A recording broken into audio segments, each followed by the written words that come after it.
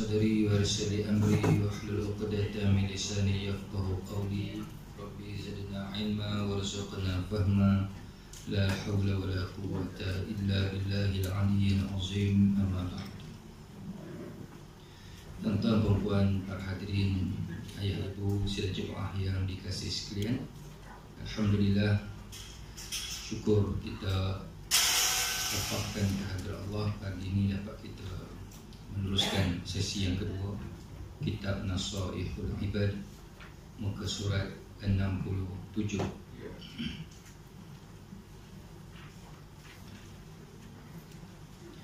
Qala musannif rahimahullahu ta'ala wa nafa'ana bi'ulumihi fid dharain amin. Kita baca perenggan Ibnu Abbas. Ambil sikit. Ibnu Abbas radhiyallahu an wafat pada hari Jumaat. Tengah-tengah tu muka surat 67. Ibnu Abbas radhiyallahu an meninggal dunia pada hari Jumaat. Kemudian 3 hari berikutnya, berita tentang pertanyaan dan jawapan Ibnu Abbas tersebut sampai kepada Sayyidina Ali ibn Abi Talib radhiyallahu an, dan beliau berkata, jika semua ulama, hukama dan fuqaha dari barat sampai ke timur ditanya tentang hal itu, maka mereka akan menjawab dengan jawapan yang sama. Hanya sahaja aku akan menjawab, inna khairal a'mal ma yaqbalullahu ta'ala minka,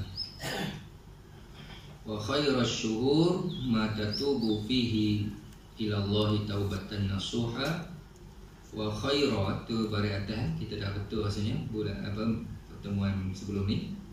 Wa khairal ayyam ma takhruju fihi minad dunya ilallah mu'minan billah. Okey, baik.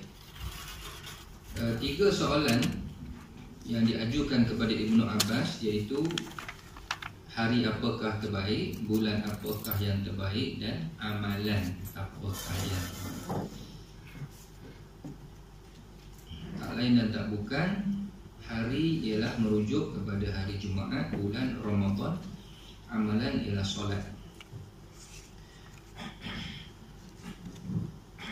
Tapi tengok apa jawapan Sayyidina Ali. Sesungguhnya inna, sebaik-baik amal, khairul a'mal, maknanya amalan yang paling afdal, ma yaqbalullahu ta'ala minka, amalan yang diterima oleh Allah.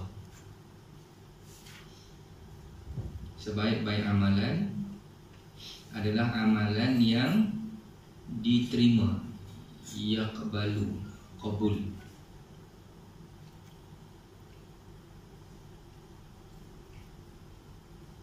Sebaik-baik bulan, wa khaira bari atas, wa khaira syuhur adalah bulan di mana kamu bertaubat kepada Allah dengan taubat nasuha. Manakala hari yang paling baik, hari di mana engkau meninggal dunia dengan membawa iman kepada Allah. Okey. Jadi Sayyidina Ali dia tidak menyebut dari sudut bentuk-bentuk amalan seperti solat di awal waktu, jihad, berbakti pada ibu bapa, yang rajin bersedekah, yang rajin baca Quran, puasa sunat. Sayyidina Ali dia tak sebut bentuk-bentuk yang begitu. Tetapi Sayyidina Ali mengajak kita berfikir, adakah amalan yang kita buat itu diterima oleh Allah atau tidak? Itulah yang paling penting. Sebab boleh jadi amalan atau amal ibadah yang kita lakukan ia ditolak oleh Allah.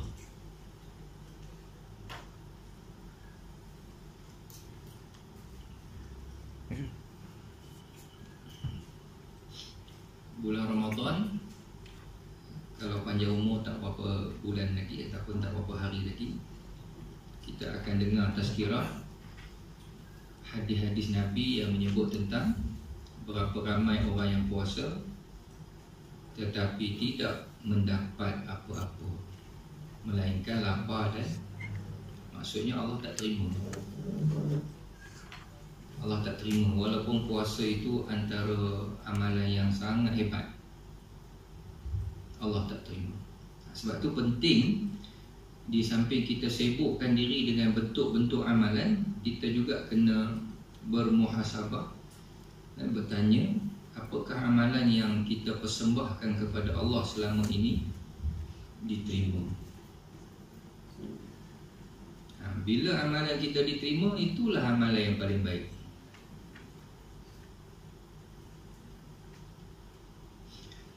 Selalu kita ulang, dan tak salah pun kita ulang lagi untuk ingatan bersama, apakah syarat-syarat yang melayakkan amalan kita diterima oleh Allah? Ingat tak lagi? Apakah syarat-syarat supaya amalan yang kita buat Allah terima? Dia mesti ada syarat. Kita sebut sebelum ni dalam bentuk formula 5I. Huruf I. Iman, ilmu, ikhlas, ittiba', istiqamah. Itu sepintas lalu, sebab kita dah hurai dah sebelum. Paling penting sekali iman. Baik macam mana pun, rajin macam mana pun ibadat, tanpa iman sia-sia. Awal-awal lagi lah Allah reject. Itu dah pasti dah. Lepas tu ilmu. Setiap amalan kita, amal ibadah kita mesti berdasarkan ilmu. Bukan ikut-ikut, bukan main rasa-rasa, bukan main teka-teka. Ilmu ni fakta. Apa rukun, apa sunat, apa yang batal, apa syarat sah. Itu maksud ilmu. Ikhlas. Ikhlas. Itu juga menjadi syarat utama untuk diterima amalan seseorang. Ya. Ittiba', mengikut apa yang dicontohkan oleh baginda Nabi SAW. Ikut apa yang Nabi ajar. Nabi kata sembahyang zuhur 4 lah. Kita tak boleh ubah 3, kita tak boleh tambah 5. Subuh 2 lah sampai kiamat. Sebab itulah yang Nabi tunjukkan kepada kita. Puasa bulan Ramadan, Ramadan lah. Kita tak boleh tukar bulan Muharram. Puasa wajib tak boleh. Itu namanya ittiba'. Bahkan ittiba' ini lebih menyeluruh. Bukan dalam bab ibadat saja, bahkan seluruh segenap lapangan kehidupan kita. Dalam kekeluargaan ikut Nabi, dalam masyarakat, dalam pendidikan, dalam berhibur, berekonomi, berpolitik, semuanya mesti jadikan Nabi. Farudduhu ilallah war rasul. Dan yang kelima tadi istiqamah. Istiqamah. Kalau ada 5 ni, insya-Allah cerahlah masa depan. Ya.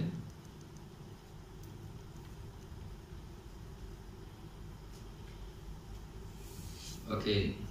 Kemudian bulan yang baik, Sayyidina Ali tak sebut bulan Ramadan, tak sebut bulan Rajab ada Isra Mi'raj, tak sebut bulan Rabiul Awal lahirnya Nabi SAW. Tetapi bulan yang baik, di dalam bulan itu kita kembali kepada Allah, bertaubat kepada Allah. Itulah bulan yang baik. Tak kira lah bulan apa pun, walaupun bulan Safar.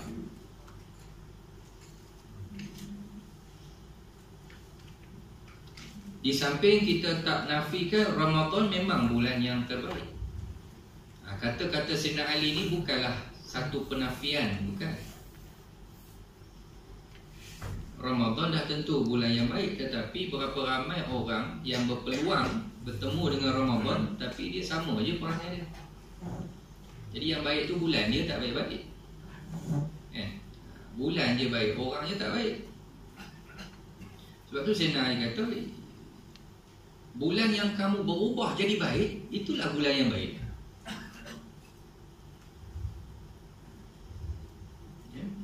Kalau kita kenal balik sejarah masing-masing kita ni, ada asbab turning point dia. Kita berhijrah, kita bertaubat, bulan apa agak-agak siapa ingat? Tak apa, itu fikir kat rumah lah. Bulan apa yang kita mulalah menapak langkah bertaubat, berhijrah. Kalau dulu tak pernah datang kuliah, bulan apa mula-mula kita datang kuliah? Mula-mula nak berjinak-jinak, berkecimpung. Tak reti baca Quran, kita pun berubah, bertaubat, berhijrah, pergi kelas Quran, mula malu-malu, takut-takut. Tu bulan tu sepatutnya dikenang. Itulah bulan yang paling baik. Lebih baik daripada bulan anniversary kita, hari lahir kita. Sebab bulan kita kembali kepada Allah, daripada kesesatan, daripada kegelapan, ila nur, kepada cahaya.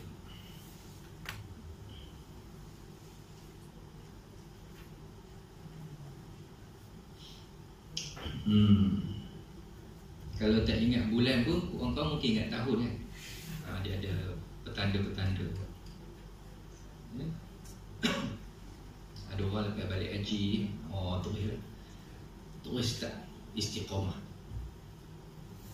Ada orang dia berubah bila ada kematian di kalangan ahli keluarga tersayang dia. Ada yang berubah bila fikir, yelah, umur dah lanjut kan, nak apa lagi. Masing-masing ada dia punya pengalaman dia. Ya, berubah dapat anak pun dia juga.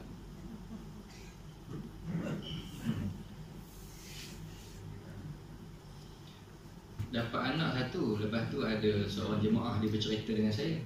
Ini kisah benar lah. Jemaah ni duduk di Majui. Anak dia dah besar-besar dah. Anak dia dah besar-besar. Kebetulan dia hantar anak dia sekolah agama. Ayahnya rock lah kan, apa semua ni. Jadi sampai satu masa, anak dia cakap, ayah, bila ayah nak pergi surau? Bila ayah nak pergi masjid? Ayah hantar kami pergi sekolah agama. Jadi dengan kata-kata itu, dia mula berfikir, malu kat anak-anak pula tanya bila ayah nak pergi surau, bila ayah nak ke masjid. Lepas itu dia berhijrah. Alhamdulillah. Maksudnya dia fikir positif lah. Kalau dia terima sebagai negatif, mau dilempangnya anak dia tu, kan? Kamu sibuk apa, aku ayah. Kamu nak ngajar aku.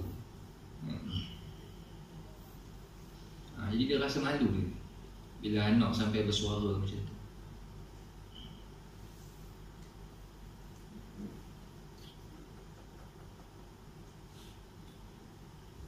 Okey.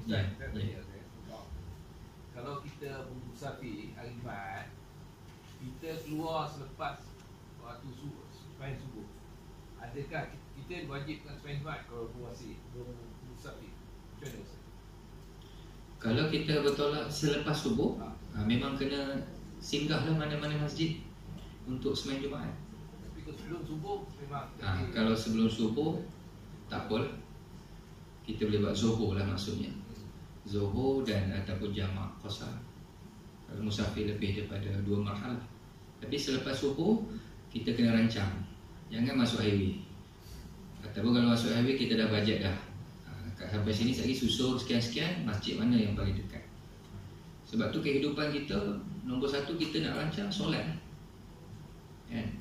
Aku bergerak ni kat mana nanti agak-agak sampai, belah mana, daerah mana, masjid mana, mungkin mana, nak susul ke mana. Orang-orang yang mementingkan solat dia akan fikir benda-benda tu. Sebab dia bertolak lepas subuh. Kalau sebelum subuh tak apalah, relax sikit kan.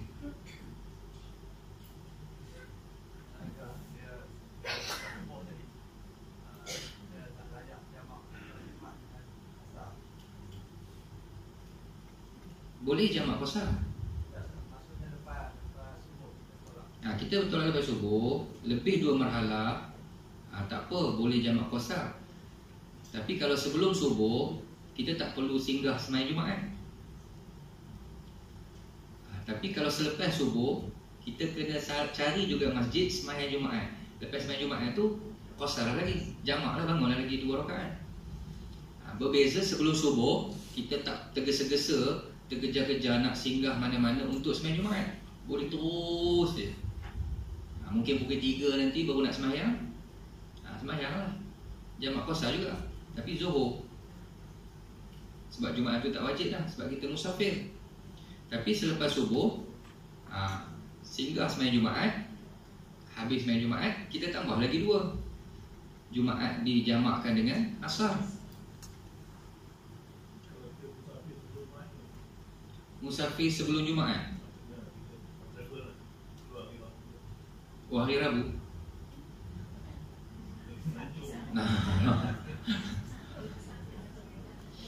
Okey, kalau melancong berapa hari?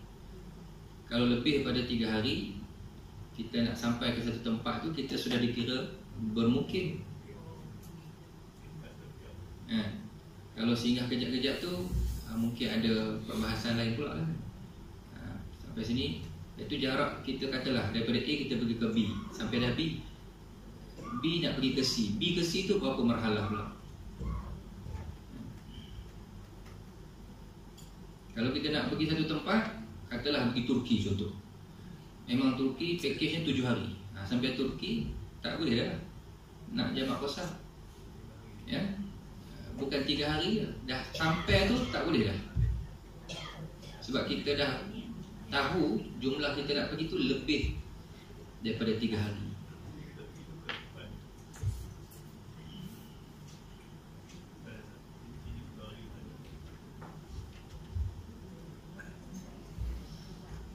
Yang tu nak kena tengok balik kitab.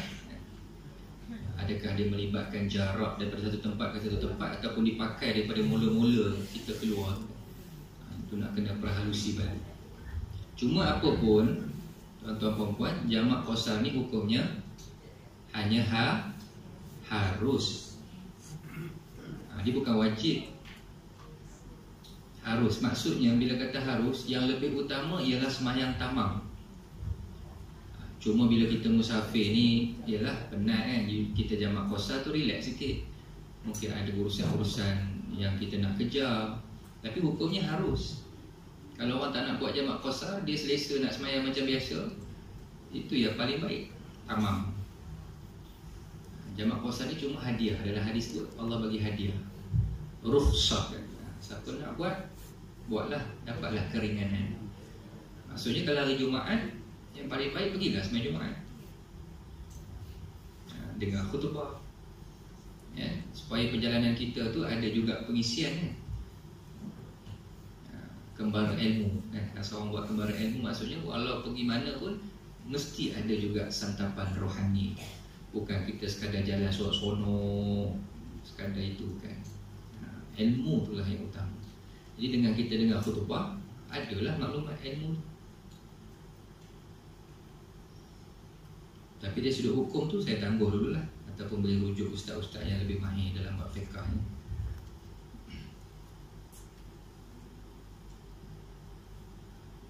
Okey, kat mana tadi?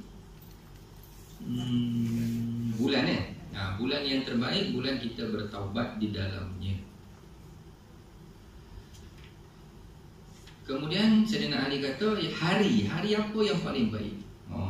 Dan memang tepat ya, apa yang Sayyidina Ali cakap ni kita tak boleh nak sangkal. Tepat sangat. Hari di mana hari itu kamu meninggal dunia.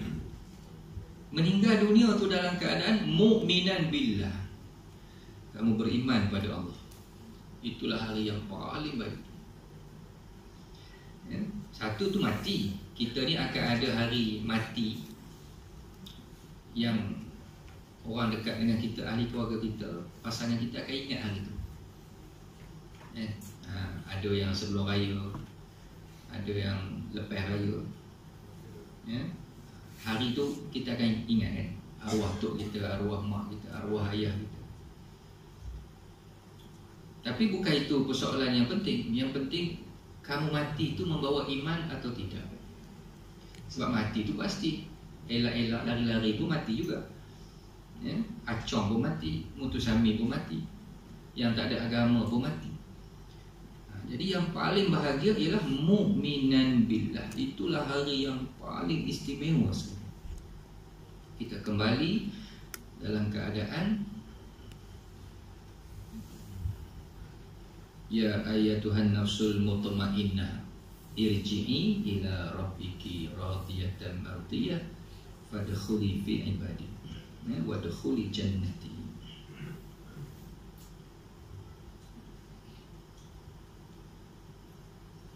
Okey, dihurai sikit. Taubatan nasuha. Dia nak cerita pasal taubat. Bulan yang paling baik, bulan yang kita bertaubat di dalamnya dengan taubat nasuha. Apa dia taubat nasuha? Pada pandangan Ibnu Abbas adalah taubat yang berada pada cara menyesali dosa, lisan memohon ampun, mengakhiri perbuatan dosa dan berazam untuk tidak mengulangi lagi dosa. Ini pun kita dah pernah bincang di peringkat awal dulu. Syarat-syarat taubat nasuha. Ini dia letak syarat ni. Menyesal. Lepas tu lidah kita ni disibukkan dengan beristighfar, mengakhiri perbuatan dosa, maknanya tak ulang dah. Di samping berazam untuk memperbaiki diri, islah. Kalau melibatkan dosa kita dengan sesama manusia, tambah satu lagi, pergi minta maaf, minta halal. Pendapat lain menyebut taubat nasuha adalah tidak meninggalkan bekas maksiat atas amal, sama ada secara rahsia maupun terang-terang. Apa tu? Yang dikatakan taubat nasuha tidak meninggalkan bekas maksiat atas amal. Ya? Nasuha. Apa makna nasuha? Kalau dalam konteks ini, nasuha maksudnya bersih.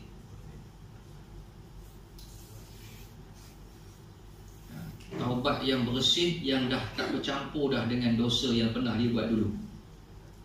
Dia dah bersihkan dah daripada dosa-dosa yang pernah dia buat sebelum ni, dia bersihkan.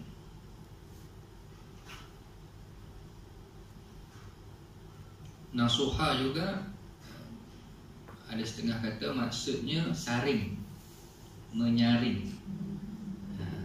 Jadi kita saring lah, yang tak elok tu semua dah disaring. Sama juga macam bersih juga, disisihkan.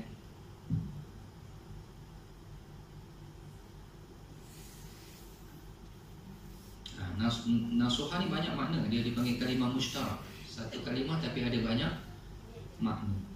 Daripada nasuha juga kita sebut nasihat. Kitab kita ni nasihat-nasihat kepada hamba Allah, nasaih. Tu jamak dia, plural dia nasaih. Nasihat tu daripada nasaha. Maksudnya apa? Tampung. Ada makna tampung, tampung menampung. Kita nasihat-menasihat ni kita pakat tampung menampung. Sebab kita masing-masing ada kelebihan, ada kekurangan. Yang kekurangan tu kita tampung dengan nasihat.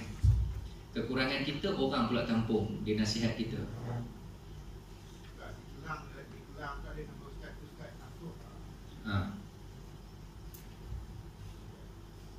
Ustaz yang bersih kan? Hening.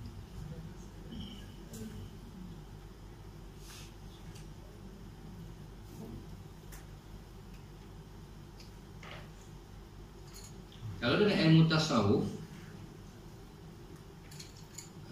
nasoha juga dimaknakan oleh para ulama tidak dengki.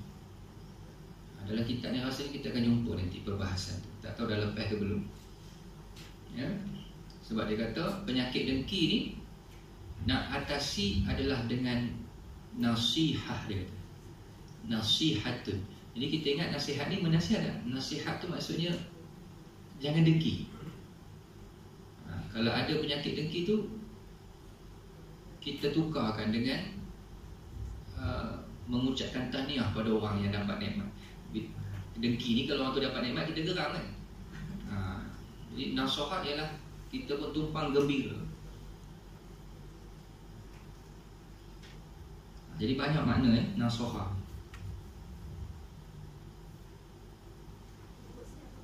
Ya. Nun sotha, dia punya fi'il madhi dia, nasoha, yansihu, nasihatan. Jadi nasihat tu masdar. Yang kita sebut nasihat-nasihat tu ialah masdar dia, kata terbitan dia. Fi'il madhinya nasoha.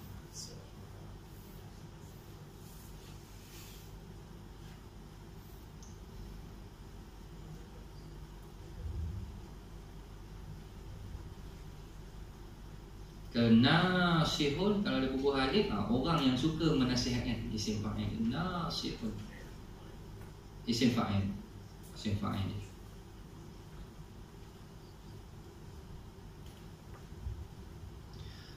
Okey. Pendapat lain mengatakan taubat nasuha adalah tidak meninggalkan bekas maksiat atas amal. Dan paling penting sebenarnya meninggalkan maksiat tu sebelum dia nak bina amal dia. Jadi orang bertaubat ni masa tu dia gairah nak berubah.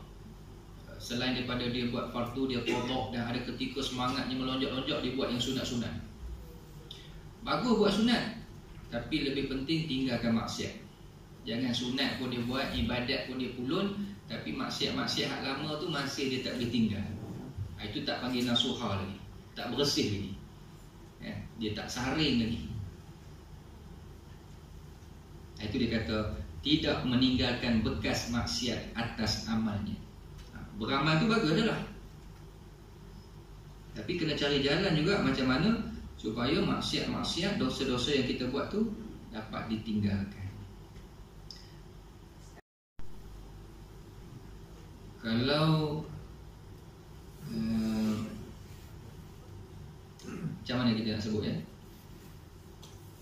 Kalau kita ada banyak sembahyang-sembahyang yang nak diqadhakan, timbul persoalan, salah tak kalau nak selang-seli dengan sunat?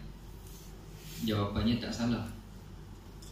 Tapi tak perlulah sampai keluar statement tak payah buat sunat. Tak perlu buat sunat, selesaikan yang qadha tu dulu. Hatta tarawih pun tak payah, sebab tarawih sunat. Kita ni ada hutang Allah lagi. Yang sebaiknya kita sulam lah. Yang qadha pun kita qadha. Dalam masa yang sama kita nak rasa juga tambah tarawih tu setahun sekali, bukan dia ada hari-hari. Setahun sekali dia nak muncul.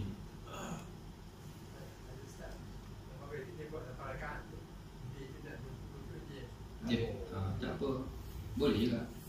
Ikut kebijaksanaan kita lah. Pandai-pandailah susun hadis kan. Yang tak bolehnya semua dibuat sunat, tak diqadhakan. Itu tak kenalah konsep tu.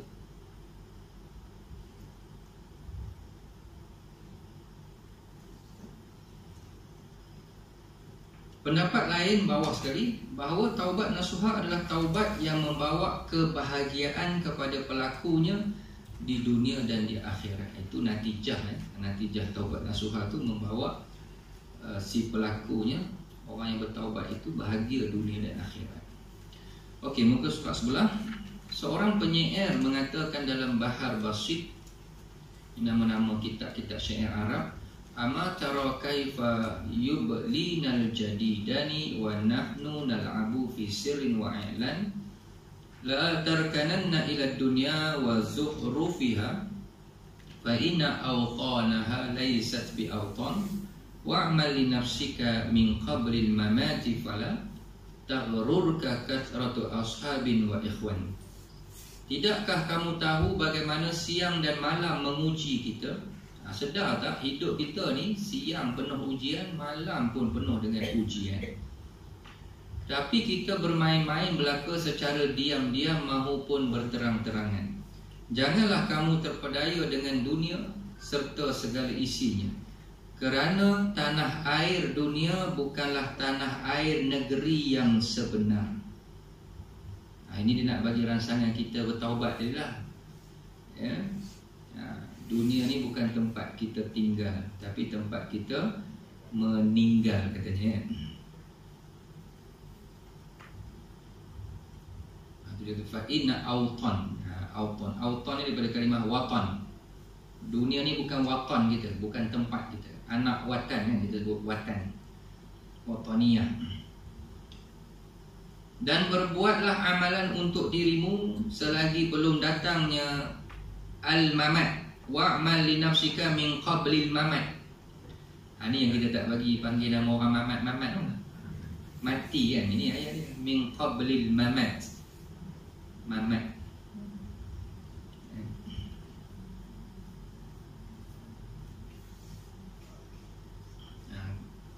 Kalau nak panggil juga buanglah ma yang awal tu kan, panggil mat dah.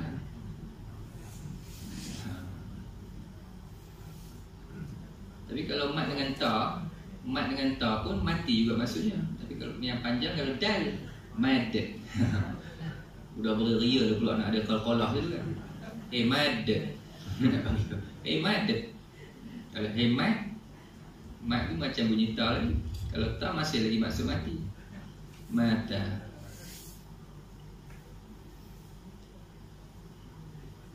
Jadi berbuatlah amalan, maksudnya bertaubatlah, tingkatkan amalan sebelum datangnya kematian.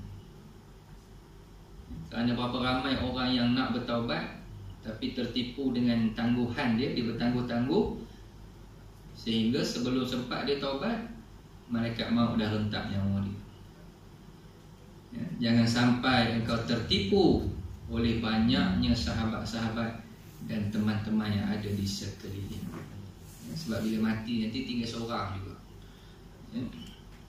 Kemudian di bawah ini disebut beberapa syair daripada Imam Ghazali. Tengok ulama-ulama dahulu ni banyaknya berjiwa sastra.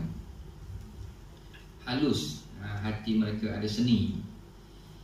Dalam kitab Bahar Wafir dikatakan, atatlubu an takuna katsiraman wa yasma'u minka qawluka fil maqal wa min kulli nisa'i tarawadadan tasurru bihi wa min kulli rijal wa ya'ti kal ghina wa tara sa'idan mahaban makraman wa kasiraman wa tukfa kulla hadithatin wa makrin minal a'da wa mimman kana wali faqul ya hayyu ya qayyum alfan mukammalatan ala marri layali bilailin aw naharin anna fi ma asyartu ilaihi murkhisu kulli ghal falazim ma zakarat wa la tada' fa fihi tablughi rutabal awali.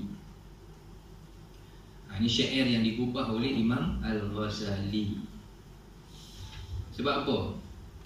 Sebab apa buat syair? Orang Arab ni kan dekat dengan syair sastra dia orang tinggi. Jadi Imam Ghazali dia faham mad'u dia, sasaran dakwah dia. Bukan semua orang baca kitab Ihya, bukan semua orang baca kitab dia Minhajul Abidin. Bukan semua orang baca kitab dia, kitab Mustashfa. Tapi kalau dia buat dalam bentuk syair, ada kaki-kaki hak minat syair dibaca, dapat juga tazkirah kat situ kan. Ni orang kata apa, pendekatan dakwah tu luas. Adakah engkau ingin banyak harta? Bila tanya soalan macam tu, dah tentu semua orang nak banyak harta kan? Dan didengar ucapanmu dalam forum ataupun dalam tempat-tempat orang berhimpun atau dalam isyarat barangkali, juga beroleh cinta yang menyejukkan hati dari setiap wanita dan kaum lelaki, nisa, rijal, wadadan. Orang suka dengan kehadiran kita. Dikurniakan kaya raya, hidup bahagia, kemudian ada wibawa dia, dihormati, disegani, dan sekali lagi diulang, banyak harta, dan engkau tumpaskan setiap bencana, tipu daya dari musuh dan penguasa. Jadi nak tak? Ibaratnya Imam Ghazali tanya, nak tak? Semua lah nak kan. Jadi pakar-pakar macam tanya apa dia punya petua tu, tips tu macam mana nak dapat semua tu. Tengok sekali dia masuk, maka bacalah Ya Hayyu Ya Qayyum. Itu ada tazkirah tu. Masuklah kan tazkirah. Rupanya kena berzikir. Ingatkan macam mana lepas tu tadi berniaga online ke, nak banyak betul jadi ahli politik ke.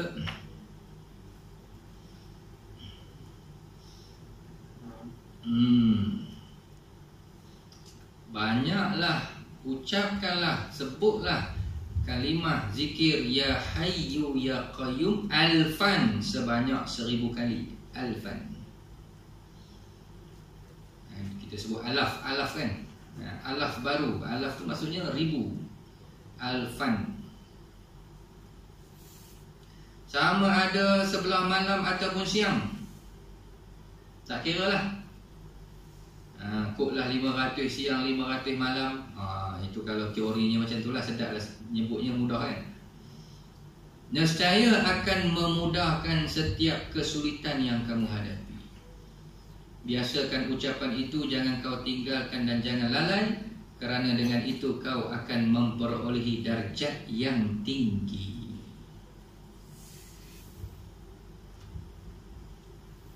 Okey, habis. Seterusnya nasihat ke-41. Sebahagian hukama ada mengatakan idza aradallah bi'abdin khaira faqahahu fid din wa zahhadahu fid dunya wa bassarahu bi'uyubin nafsi. Apabila Allah menghendaki hamba-Nya menjadi orang yang baik, khaira, maka Allah menjadikan hamba itu sebagai orang yang faqahahu, mengerti, faqih. Ini apa, doa yang Nabi baca dekat siapa tu? Ibnu Abbas kan. Allahumma faqihhu. Bahkan ada hadis sebut macam mana? Man yuridillahu bihi khairan yuwaffiqhu fid din. Jadi samalah apa yang hukama kata ni sebenarnya ambil daripada hadis. Itu satu Allah beri dia faham, mengerti ilmu agama, fiddin. Yang kedua, menjadikan dia zuhud wa zahada. Zahada tu zuhud. Zuhud dia terhadap dunia. Akhir sekali, wa bassarahu, menjadikan dia, basar ni apa basar? Sama basar melihat kan. Tu dia. Dia terjemah situ, menyedari terhadap aib dirinya. Dia tak lihat orang, tapi dia lihat diri dia. Itu nama basarahu. Bi'uyub. Uyub daripada kalimah aib lah. Aib jamaknya uyub. Dia macam kalimah ghaib juga kan. Ghaib jamaknya uyub. Uyub nafsihi, dirinya sendiri. Okey, maksudnya jika Allah menghendaki seseorang hamba menjadi manusia yang baik, yakni baik menurut Allah, baik menurut kacamata Islam, kacamata syariat, dan dalam masa yang sama menurut sesama manusia. Biasanya apa yang Allah kata baik, manusia pun akan kata baik juga. Maka orang itu dikehendaki oleh Allah mengerti di dalam agama, mulai prinsip-prinsip sehinggalah sampai ke cabang-cabang. Apa tu? Allah bagi kita satu kepahaman, yang kita faham tu antara prinsip dan cabang. Mulai prinsip-prinsip sehinggalah sampai yang ke cabang-cabang.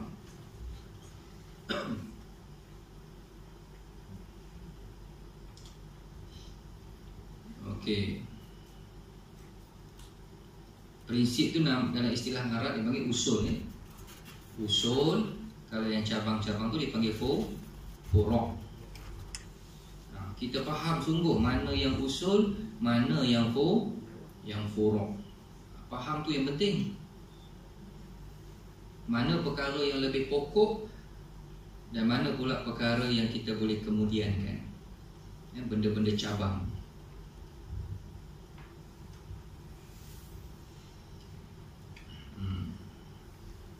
Macam kita sebut hari tu, tak silap, isu tarawih nanti bulan Ramadan 8 ke 20. Orang yang faham, dia tak bergaduh benda tu. Sebab apa? Sebab benda tu benda furu', benda cabang. Yang bergaduh tu maksudnya tak faham lah. Dia tak dapat lagi faqih.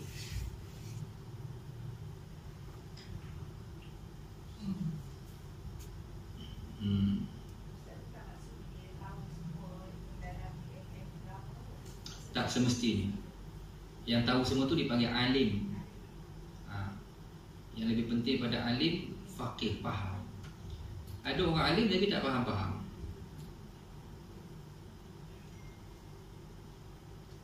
Sebab tu Nabi doa tu, Allahumma faqihhu fiddin, bagi dia faham.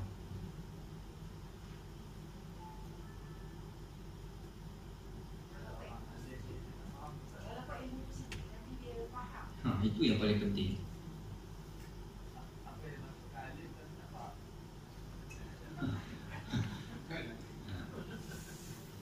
Ada ke orang alim tapi tak faham kan? Contoh, dia alim dalam bidang hadis contohlah, ataupun dalam bidang kita sekarang ada fakulti usuluddin, tafsir hadis. Tiba-tiba dia kata dalam Islam ni tak ada politik. Itu pun pening air. Mengaji sampai PhD, tapi dia kata dalam Islam tak ada politik. Itu makna dia tak faham. Mana mungkin dalam Islam tak ada politik? Sebab kita faham Islam ni syumul. Kena faham Islam ni agama yang bukan ibadat je. Dia merangkumi semua, ekonomi Islam, politik Islam. Melainkan kalau dia nak kata siapa yang nak terlibat dengan politik, berhati-hati. Sebab politik ni gelombangnya kuat. Berapa ramai orang yang baik sudahnya hanyut. Itu lain kan. Tapi kalau dia nak nafikan terus, tak ada politik, kita hanya dakwah saja, itu tanda dia tak faham. Dia tak faham tentang mana? Tak faham yang kata Islam ni kan syumul, udkhulu fi silmi kafah. Peganglah kamu dengan Islam secara keseluruhan. Tu surah Al-Baqarah. Syumuliyah.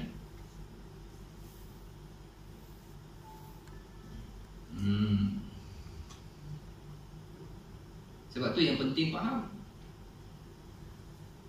Di samping orang yang ilmunya sikit, terus belajar lah.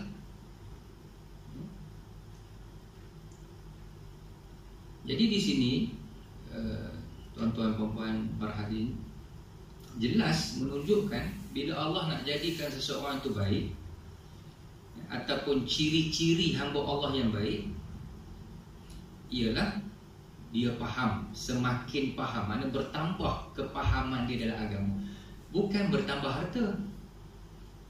Tak ada kait mengait langsung. Siapa yang bertambah harta akan jadi lagi baik.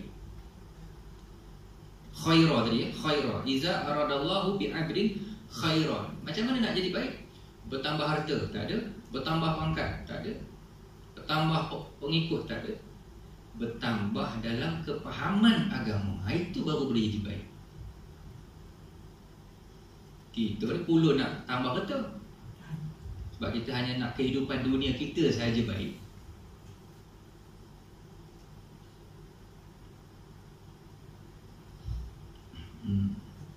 Dua hari sudah tak silap, ada seorang jemaah dia WhatsApp saya. Dia kata, Ustaz, saya punya cita-cita nak jadi jutawan. Baguslah. Tapi dia kata, macam mana saya nak bahagikan? Sebab saya kena struggle, saya kena kerja, berniaga, ulun, siang malam. Jadi macam mana dengan ibadat-ibadat ni?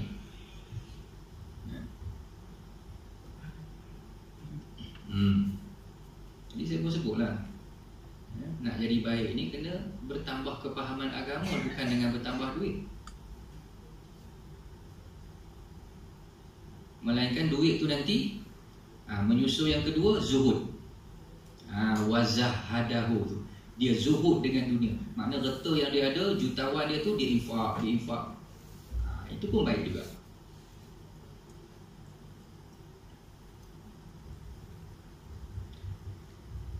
Okey. Baik, kita baca balik tadi. Mulai prinsip sehinggalah ke cabangnya. Macam dalam sembahyang, sebab tu dalam sembahyang Allah dah ajar dah. Ini dipanggil aulawiyat kan. Syekh Yusuf Qadri sebut aulawiyat. Kalau yang terbaru dipanggil fiqhul mizan. Dalam sembahyang sendiri dah diajar dah.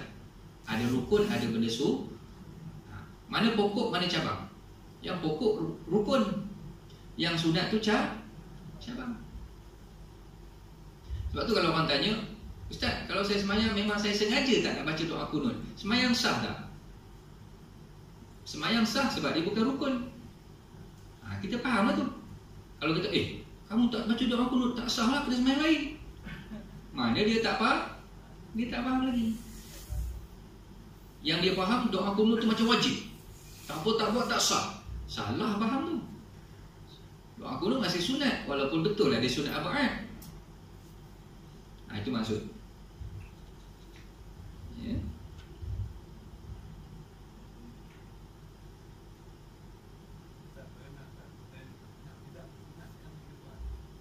Yang tak disunatkan dia buat. Contohnya? Okey.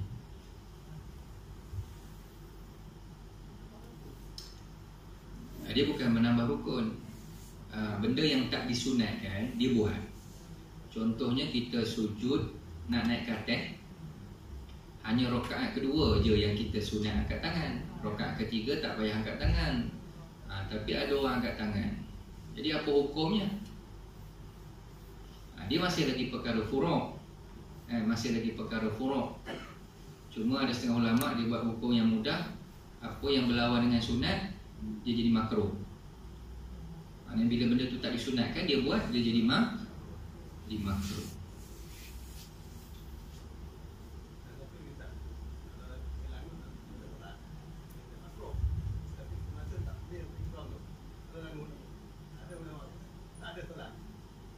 Macam mana sekali lagi? Langut.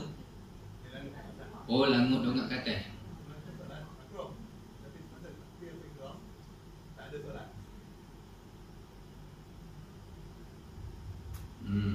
Jadi masa mula-mula takbir atau ihram tu dongak ke atas. Jadi ada setengah kata tak sah semayang lah. Tidak ada solat. Tak ada solat tu tak sah lah. Macam Nabi kata, la solata liman lam yaqra' bi fatihatil kitab, kan? Tidak ada solat bagi orang yang tak baca Fatihah. Jadi bila tak ada solat tu maksudnya tak sah. Yang tu saya tak berani dah pula. Ada siapa-siapa Ustaz Zulkarnain kata macam mana Ustaz Zul?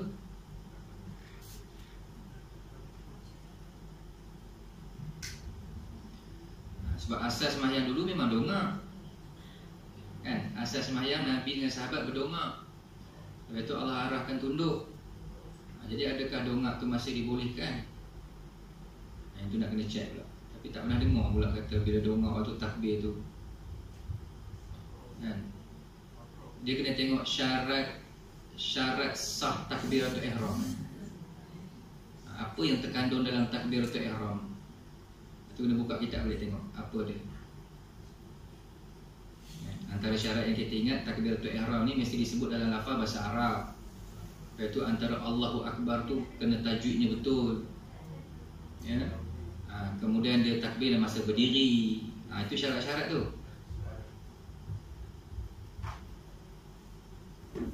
Ada tak masuk syarat waktu takbir tu jangan mendongak? Kalau ada jangan mendongak, kalau dia mendongak batal lah. Sebab itu syarat takbiratul ihram. Kalau tak ada lah. Itu cara kaedah dia. Macam kita sujud. Okey, sujud tu rukun, tahu dah. Apa syarat sujud? 7 anggota. Itu syarat dia. Lepas tu punggung kena lebih tinggi daripada kepala, kan? Itu syarat. Jadi kalau orang sujud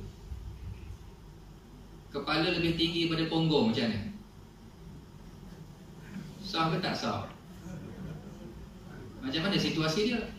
Dia semayang kat tangga. Hari Jumaat ke penuh, tangga ni atas. Jadi tangga kan kat atas, dia sujud, Kedudukan dia, kepala di atas, punggungnya di bawah. Kalau ikut syarat ni tak sah lah. Ya? Duduk atas bangku tu dia dah duduk dah. Kalau duduk ni ada satu perbahasan, kalau tengok dekat YouTube tu, ustaz apa nama, Wan Junaidi, antara yang cantik jugalah kupasan dia. Sebab cerita pasal semayang duduk ni macam-macam sangat kita dengar kan. Ni kata batal, ni kata tak batal, ni kata boleh, ni kata tak boleh. Sudah kita pun lagi pening. Saya suka rujuk dalam YouTube tu ataupun Facebook Live tu, Ustaz Wan Junaidi ke tak silap. Dia anak murid Baba Ismail sepanjang.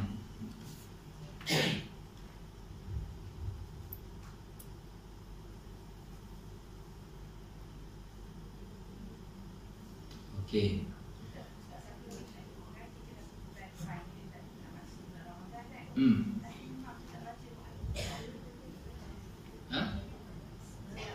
Oh, solat tarawih dia tak baca iftitah. Kita boleh tak baca? Boleh. Masa dia baca Fatihah ke? Baca ni doa iftitah yang pendek. Sebab mendengar Fatihah tu lebih baik. Wa iza quri'al Quran fastami'u. Apabila dibacakan Quran, kamu dengar. Tapi kalau kita nak ambil juga fadilat doa iftitah tu, baca doa iftitah pendek. Sebab doa iftitah ni ada macam-macam versi. Kita tu yang salah satulah yang kita popular tu. Yang pendek ada dalam kitab Abu Sabilal Muhtadin ada. Subhanakallahumma wa bihamdika wa tabarakasmuka wa ta'ala jadduk. Saya kalau nak cepat baca tu ya, tu pendek.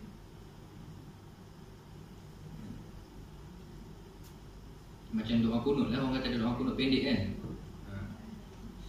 Bukan kunut kan, dia boleh main-main tu.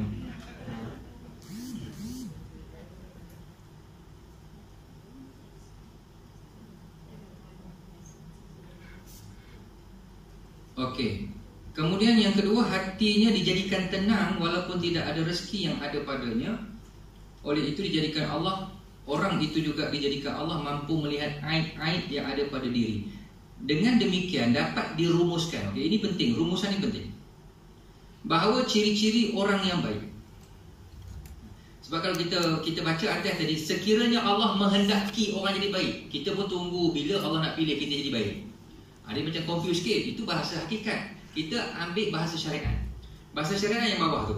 Okey, apakah ciri-ciri seorang itu dianggap baik? Ataupun macam mana kita ni nak berubah jadi baik? Apa yang perlu kita buat? Apa step-step dia? Apa langkah-langkah dia? Nak jadi baik, pertama kena mengerti ilmu agama dan mengamalnya. Maksudnya kena belajar lah. Cuma di sebalik belajar tadi, belajar tu kita tuntut ilmu. Yang lebih penting daripada belajar tu kita nak faham. Faham tu yang mahal.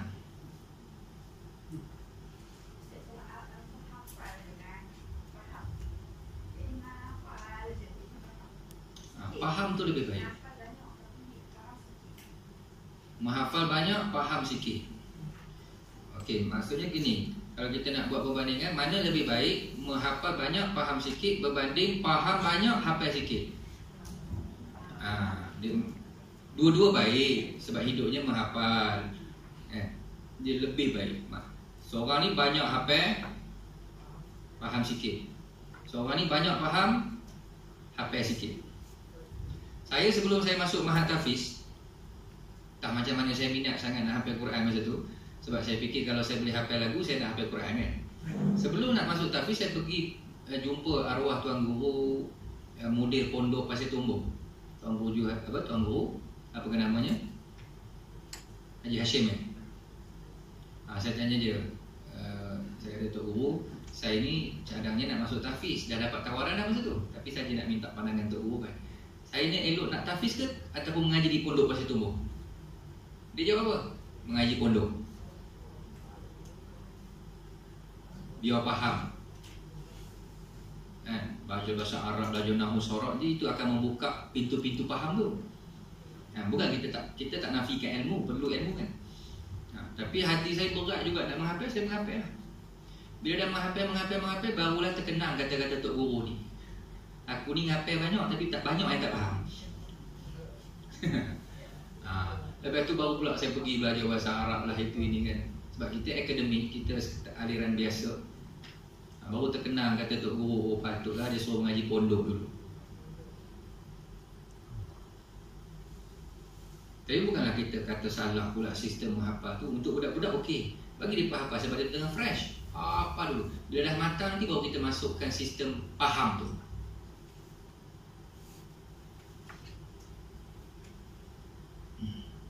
Sebab tu Tok Guru pondok jarang hafal Quran. Dia pun lebih faham Quran. Faham tu bukan faham macam mana kita faham. Faham dengan ilmu mereka yang berbagai tu, nahu, sorok, mantik, balaghah, bayan, badiah.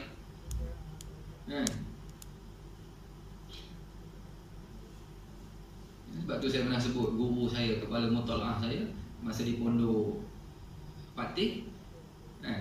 Bila kita baca Quran tu, kita baca Quran, kita sedap taranum. Dia sedap juga tapi sedap tanah. Bila saya baca dia akan cakap Allah sedapnya, Allah sedapnya. Bukan sedap suara, dia sedap makna dia. Kita mungkin kita orang awam, Allah sedapnya sedap suara tu. Dia bukan melihat dia sudut sedap suara, sedap makna ayat yang dibaca tu. Allah sedapnya dia. Kadang sampai kita jadi cemburu kan. Cemburu bila tengok terasa dia tu sedap. Macam orang sedap makan kan, terasa sedap tu, kita rasa aku tak rasa apa pun. Dia boleh cakap Allah sedapnya, sedapnya.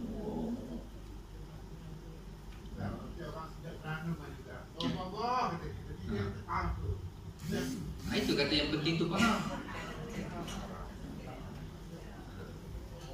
Dia sedap tu hanya sedap seni kan, seni suara. Macam musabaqah, contohlah musabaqah. Qori baca tu ayat tentang tutup aurat contoh.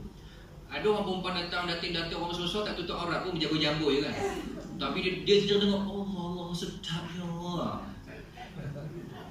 Kan? Dia dengar sedapnya taranum Qori tu baca, tapi ayat yang terpampang dekat skrin tu suruh tutup aurat, tutuplah aurat. Itulah yang sepatutnya.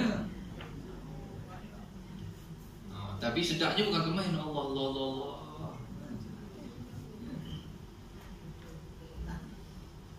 Itu penting faham tu.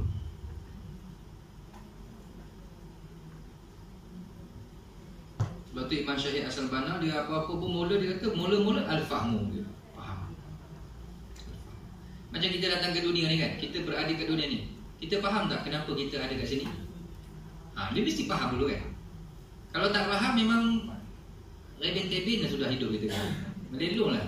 Tapi kalau kita faham kita ni khalifah, kita ni hamba Allah, kita ditugaskan untuk liak budud, kita faham. Okey lah. Kelebihan Quran tu sendiri, Al-Quran, mukjizat kan. Hafiz lah. Orang yang hafal Quran kan, ataupun orang yang baca Quran, anak-anak yang baca Quran, mak ayah akan dapat mahkota tu. Itu sebab kelebihan Quran tu sendiri. Kamu tak faham tu cerita lain. Faham ni pula dia ada derajat lain lah, darjat yang lain pula.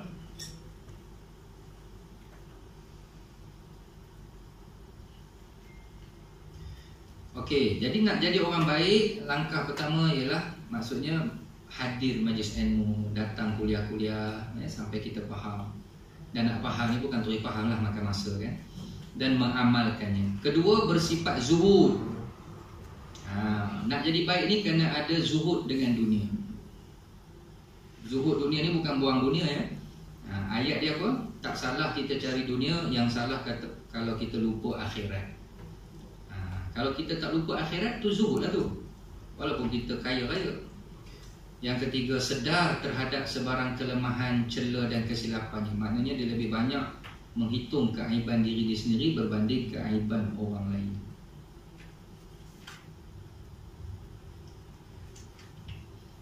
Pepatah Arab dia kata apa ya? Kalau rumah kita terbina daripada kaca, jangan balik rumah orang. Rumah kita terbina daripada kaca, lepas tu kita ambil batu, kita punggah balik rumah orang. Nanti orang tu balik-balik lah. Maksudnya masing-masing kita ada aib. Kalau kita dedah aib orang, orang pun nanti akan dedah aib kita. Tak habis-habis sudah. Okey, selesai. Kemudian nasihat yang ke-42 kita sambung pada kelas yang akan datang, insya-Allah. Alhamdulillah, terima kasih atas kehadiran dan perhatian. Mohon maaf di atas segala kekurangan. Kita tangguh dengan tasbih kafar dan surah Ikhlas.